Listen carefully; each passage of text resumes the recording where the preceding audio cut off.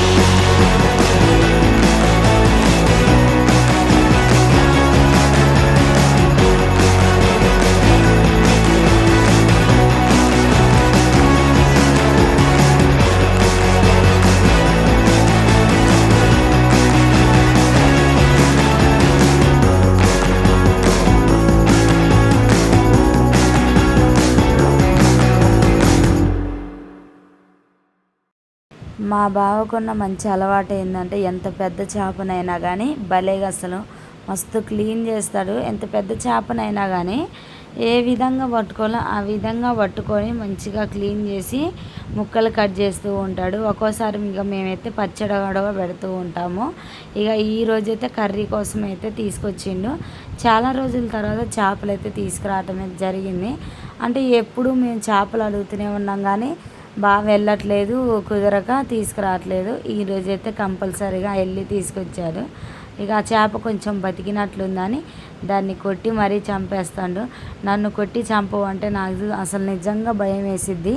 చాలాసార్లు బాగా తెచ్చినప్పుడల్లా నువ్వు చంపే అంటాడు, కానీ నాకు అట్లా చంపడానికి పానం అస్సలు ఒప్పదు. అందుకే నేను ఎప్పుడైనా కూడా చంపను. ఇక్కడ చాకైతే ఇంకా కొద్దిగా ఇక్కడ తెగట్లేదు, దాన్ని అయితే మంచిగా ఇలా రుద్దేసి చేపని క్లీన్ చేద్దాం అన్నట్టు ఒక్కసారి అయితే ఇలా అయితే రుద్దేసిండు. మనం చేపలు కట్ చేసేటప్పుడు మన కాడ నిజంగా పెద్ద పెద్ద కత్తులే ఉండాలి, లేకపోతే ఈ దెగన కూడా తెగవు. ఇక చూస్తున్నారు కదా ఎంత చేపలు చేసే విధానంలోనే ఎట్లుందో ఇక్కడ చూడండి మీరు, మీకు అర్థమైద్ది.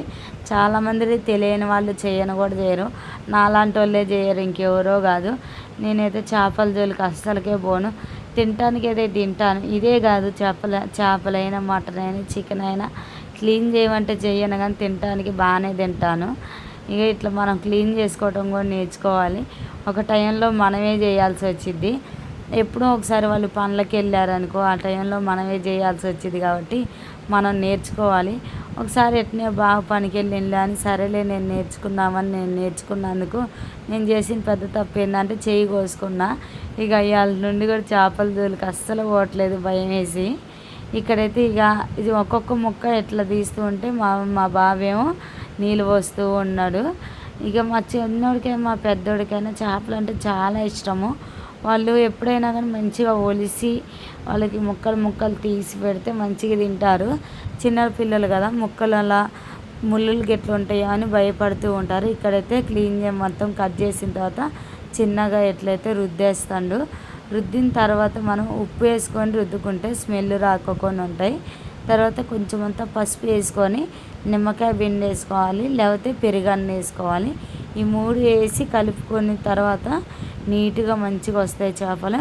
ఇప్పుడైతే చేపలు క్లీన్ చేయడం అయితే అయిపోతుంది. చూడండి, ఈ వీడియో మీకు నచ్చినట్టయితే లైక్ చేయండి, షేర్ చేయండి, సబ్స్క్రైబ్ చేసుకోండి. నెక్స్ట్ వీడియోలో కలుద్దాం. బాయ్.